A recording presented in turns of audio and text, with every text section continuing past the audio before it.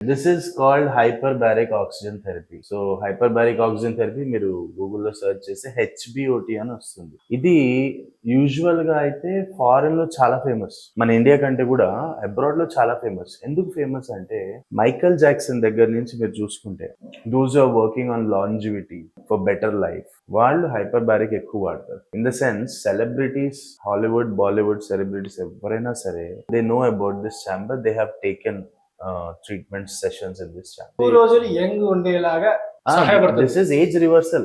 ఆ age reversal. ఎందుకు ఈ వయసులో కూడా అందరు యంగ్ గా కనిపిస్తున్నారంటే ఇట్లాంటివన్నీ చేస్తుంటారు. ఎందుకు? Simple concept. What is oxygen? Oxygen is life. Oxygen is life. Okay, so oxygen life అన్నప్పుడు ఆ ఆక్సిజన్ మన ప్రతి ఒక్క సెల్ లోపలికి వెళ్ళాలి. There are more than 1 billion cells in the body and every cell is surviving because of oxygen. మరి ఈ oxygen అనేది ప్రతి సెల్ కి ఎలా డెలివర్ అవ్వాలి? రక్త సరఫరా ద్వారా డెలివర్ అవ్వాలి. ఎప్పుడైతే మనకి heart problems, kidney problems, liver problems, sugar, high BP ఇవన్నీ plus vitamin A deficiency, iron deficiency, zinc, B12, magnesium ఇవన్నీ డెఫిషియన్సీస్ ఉన్నప్పుడు, స్మోకింగ్, ఆల్కహాల్, తంబాకు, జర్దా, పాన్ మసాలా ఉన్నప్పుడు, లేకపోతే టైంకి నిద్ర లేదు, టైంకి ఫుడ్ లేదు, ఎందుకు అంటే స్ట్రెస్ కావచ్చు, ఆటో ఇమ్యూన్ డిసీజెస్ కావచ్చు, వాట్ ఎవర్ ఇట్ ఈస్, మన బ్లడ్ సర్క్యులేషన్ అనేది మూసుకుపోతా ఉంటుంది. మూసుకుపోయినప్పుడు ఆ కొన్ని ప్రదేశాలకి బ్లడ్ సప్లై అనేది జరగదు, ఆ పార్ట్ వీక్ అవుతుంది, ఆ వీక్ అయిన పార్ట్ లోనే డిసీజ్ గా మారుతుంది. That is the story. Okay, so any disease is because of the obstruction or blockage. ఆ పర్టికులర్ ఏరియా వీక్ అయిపోతుంది వలన అక్కడ మనకి డిసీజ్ అనేది స్టార్ట్ అవుతుంది. త్రూ దిస్ ఛాంబర్ రక్త సరఫరా లేని పార్ట్ లో కూడా మనం ఆక్సిజన్ ని డెలివర్ చేస్తాం ఎక్స్టర్నల్ గా త్రూ ద డివైస్. కరెక్ట్. ఎలా ఈ డెలివర్ చేయడం వల్ల ఏమైనా రక్త సరఫరా లేని భాగంలో కూడా ఆక్సిజన్ డెలివరీ అక్కడ ఆ సెల్స్ అని మళ్ళీ రిజువినేట్ అవుతాయి. So this is rejuvenation therapy. So అలా జరగడం వల్ల ఏమైతుంది? ఇప్పుడు అడగచ్చు, సరే మీరు కాసేపు ఆక్సిజన్ ఇచ్చారు, ఓకే, సెల్స్ లో ఆక్సిజన్ డెలివరీ అయింది, ఓకే, దానివల్ల వచ్చే బెనిఫిట్ ఏంటి అంటే ఎక్కడైతే ఆక్సిజన్ ఉంటుందో అక్కడ లైఫ్ ఉంటుంది, ఎక్కడైతే ఆక్సిజన్ ఉంటుందో అక్కడ కొత్త రక్త నరాలు తయారైతాయి, ఎక్కడైతే ఆక్సిజన్ ఉంటుందో అక్కడ కొల్లాజన్ ఫార్మేషన్స్ జరుగుతాయి, ఎక్కడైతే ఆక్సిజన్ ఉంటుందో అక్కడ ఫంగస్, బ్యాక్టీరియా, వైరస్ అనేది గ్రో కాదు. సో ఒక కాలు కొట్టేయకుండా ఎలా కాపాడుతామంటే ఇది పద్ధతి. ఒక కాలు కొట్టేసే పరిస్థితి ఎందుకు వస్తుంది? రక్త సరఫరా లేక, ఆ భాగానికి ఆక్సిజన్ జరగక, అక్కడ బాగా గాయం మానట్లేదని కాలు కొట్టేస్తున్నారు. ఈ మెషిన్ ద్వారా రక్త సరఫరా లేని భాగానికి కూడా ఆక్సిజన్ అందించి దాన్ని చనిపోకుండా కాపాడుతున్నాం. So we are preventing gangrenes. The hash no amputation అనే దానికి మెయిన్ డివైస్ ఇది, ఆక్సిజన్ డెలివరీ సిస్టమ్. సో నాకు ఒక విషయం అర్థమైంది ఏంటంటే ఆరోగ్యం, అందం రెండింటికి ఇది గట్టిగా పనిచేస్తుంది. స్టార్ట్ అయింది అందం గురించి, ఓ స్టార్ట్ అయింది ఏజ్ రివర్సల్ గురించి. ఓకే, సో ఇది ఎక్కువ వెల్నెస్ సెంటర్స్ లేకపోతే సెలబ్రిటీస్కి ఎక్కువ, మా పేషెంట్స్కి మేము వాడడం అనేది సర్జన్గా నేను ఒక్కడనే ఇది చేస్తున్నాను for the whole Andhra Telangana. Okay, so బేసికల్గా ఏజ్ రివర్సల్ బ్యూటీ కోసం వాడే ఇంత పెద్ద ఎక్విప్మెంట్ ని, దాని యూస్ కేస్ ని పేషెంట్స్ కి వాడుతున్నాం because my patient should become so good. Got it. And general గా కాస్మెటిక్ ఎక్విప్మెంట్ హై కాస్ట్ కాబట్టి వేరే హాస్పిటల్స్ దీన్ని వాడదు. కానీ ఇది వాడడం వల్ల కొట్టేసే కాళ్ళు మళ్ళీ సెట్ అవ్వడం, మానని గాయాలు మానిపోవడం అనేది జరుగుతుంది. కాబట్టి మా పేషెంట్స్ కి బ్లేడ్ పెట్టి కోసి ఆ గాయానికి సర్జరీలు చేసి దాన్ని ఇంకా పాడు చేసే, బ్లేడ్ పెట్టకుండా నయం చేసేది ఈ device. So he is my hyperbaric oxygen therapy. Hi. He is my only technician. He is well trained in North India and she is his assistant. So he is completely trained and certified for this hyperbaric oxygen therapy. Doubt ఏంటండి doctor, ఇప్పుడు ఈ session చేస్తున్నాం ఆయనకి, ఎన్ని సెషన్లు చేయాలి లేదా ఒకసారి చేస్తే అవుతుందా? దాని ఎఫెక్ట్ ఎన్ని రోజులు ఉంటుంది? ఇప్పుడు ఒక హాఫ్ అన్ అవర్ దాని సేపు చేస్తున్నాము, దాని ఎఫెక్ట్ ఎన్ని రోజులు ఉంటుంది? సో ఐడియల్లీ ఎలా ఉంటుందంటే మినిమం 10 to 15 సెషన్స్ కావాలి ఎవ్రీ డే. ఎంతసేపు ఇస్తామంటే 60 minutes to 90 minutes ఇస్తాం. సో ఎవ్రీ డే మనకి 60 minutes to 90 minutes సెషన్ ఉంటుంది బేస్డ్ ఆన్ ద కండిషన్. కాలు కొట్టేసే పరిస్థితి ఉన్న వాళ్ళకి ఒక టైమింగ్, ఒక ప్రెషర్, కాలిపోయిన వాళ్ళకి ఇంకొక టైం, ఇంకొక ప్రెషర్, చిన్న చిన్న పిల్లలు ఆటిజంతో లేకపోతే ఇంకా వేరే న్యూరోలాజికల్ కండిషన్స్ వాళ్ళకి ఒక ప్రెషర్, ఒక టైం, అందం కోసం వచ్చే వాళ్ళకి అంటే వాళ్ళు ఫిజికల్ గా ఫిట్ గానే ఉన్నారు, they just want for wellness, అలాంటి వాళ్ళకి ఒక టైం, ఒక సెషన్, ఒక period. So it varies based on the condition, case కి కండిషన్ బట్టి, సివియారిటీ బట్టి. That is idea.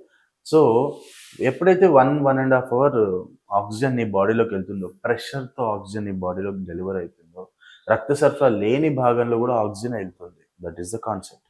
ఆ వెళ్ళినది 9 hours దాకా అక్కడ ఉంటున్నాం. బ్లడ్ సప్లై లేని ప్లేస్ లో ఆక్సిజన్ ఎలా డెలివరీ అవుతుందంటే త్రూ ద ప్లాస్మా. ఇప్పుడు కట్ చేస్తే నీరు వస్తుంది కదా, ఇప్పుడు రక్తం లేని ప్లేస్ లో కట్ చేసాం అనుకో నీరు వస్తుంది, ఆ నీరే ప్లాస్మా. ఆ ప్లాస్మాలో ఈ ఆక్సిజన్ డెలివరీ అవుతుంది, అక్కడ స్టే చేస్తుంది 9 hours వరకు. అందుకే యూజువల్ గా మా పేషెంట్స్ అందరూ are very sick no, we ask them to come for the evening sessions. Evening sessions వచ్చి తీసుకుని ఇంటికి వెళ్ళి పడుకున్నారు అనుకో, ఆ 9 hours ఆక్సిజన్ బాడీలో ఉండి హీలింగ్ జరుగుతుంది. ఎందుకంటే నైట్ టైంలోనే గ్రోత్ ఫ్యాక్టర్స్ ఉంటాయి, నైట్ టైంలో గ్రోత్ హార్మోన్స్ రిలీజ్ అవుతాయి, so body improves at night. So healing happens when you're at rest, mentally and physically. So అట్లా కొన్ని సెషన్స్ చేసిన తర్వాత ఏమవుతుందంటే అక్కడున్న వాపంతా తగ్గిపోవడం, లోపల నుంచే ఆక్సిజన్ సప్లై అవుతుంది, లోపల నుంచి ఇన్ఫెక్షన్స్ కంట్రోల్ అయిపోవడం, బ్లేడ్ పెట్టి కోసి దాన్ని పెద్ద గాయంగా మార్చే బదులు ఈ విధంగా లోపల నుంచి హీల్ చేస్తాం. ఇంటర్నల్ హీలింగ్ జరిగితేనే ఎక్స్టర్నల్ గా హీలింగ్ వస్తుంది, కానీ ఇంటర్నల్ హీలింగ్ జరగనప్పుడు ఎక్స్టర్నల్ హీలింగ్ ఎక్స్పెక్ట్ చేయకూడదు. అది కాదు కాబట్టి కొట్టేస్తున్నారు, బ్లేడ్ పెట్టి కొట్టేస్తున్నారు. So in this way internal healing we are doing. High pressure లో ఆక్సిజన్ ని పంపిస్తున్నారా మనుషులకి, number 1. Number 2, concentration of oxygen కూడా ఎక్కువ ఉందా దాని లోపల ఛాంబర్ లో? ఆబ్వియస్లీ 100% ఆక్సిజన్ ఉంటుంది ఈ ఛాంబర్ లో. ఈ ఛాంబర్ లో వేరే గాలి అనేది ఉండదు, ఆక్సిజన్ తప్ప. ఫర్ ఎగ్జాంపుల్ ఏం జరుగుతుందంటే, ఇప్పుడు మనం అందరం ఈ రూమ్ లో ఎందుకున్నాం? ఒక ప్రెషర్ ఉంది, ఒక ఎయిర్ ప్రెషర్ ఉంది, అంత కొంత ఎయిర్ ప్రెషర్ ప్రకారంగా suppose the normal air pressure where we are here now is 760 millimeters of mercury pressure ఉంది, standard pressure.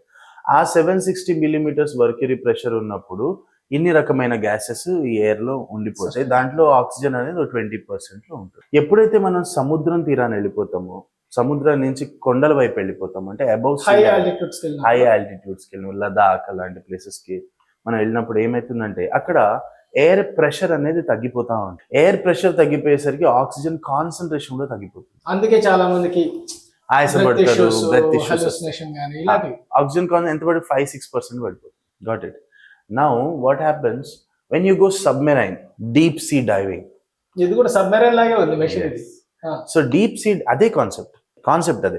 So deep sea diving వెళ్ళినప్పుడు, బాగా లోతుకి వెళ్ళినప్పుడు సబ్మెరైన్ లో జనాలు వార్ అట్లాంటి కండిషన్, చాలా హై ప్రెషర్ ఉంటుంది. సో నార్మల్ అట్మాస్ఫియర్ కి ప్రెషర్ కి ఇంకా 3, 5, 6 times అంత డీప్ ప్రెషర్ ఉంటుంది. అంత ప్రెషర్ లో నువ్వు ఎలా సర్వైవ్ అవుతున్నావు?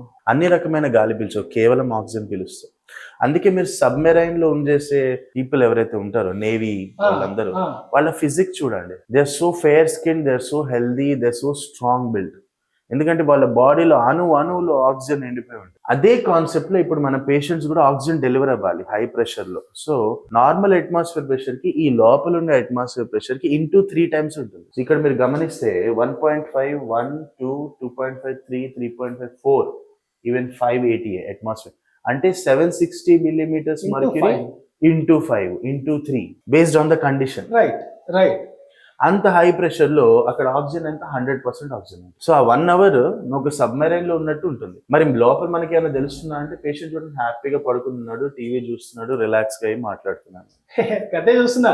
ఇది గైస్ ఇక్కడ అసలు ఈ ట్రీట్మెంట్ మామూలు, ఇక్కడ ఒక ఫోన్ ఉంది.